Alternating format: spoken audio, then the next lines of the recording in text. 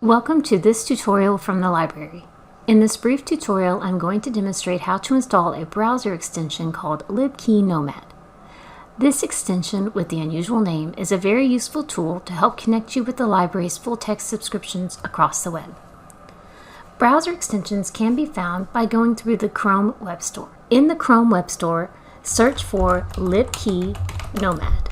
It should be the first result that pops up. Select it and click the Add to Chrome button.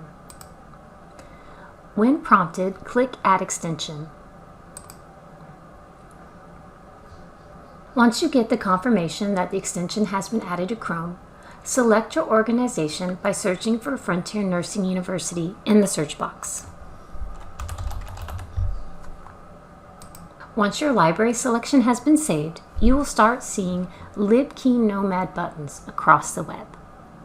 If you have any questions or need any help, please reach out to the librarians. Our contact information can be found on the library's homepage. Thank you.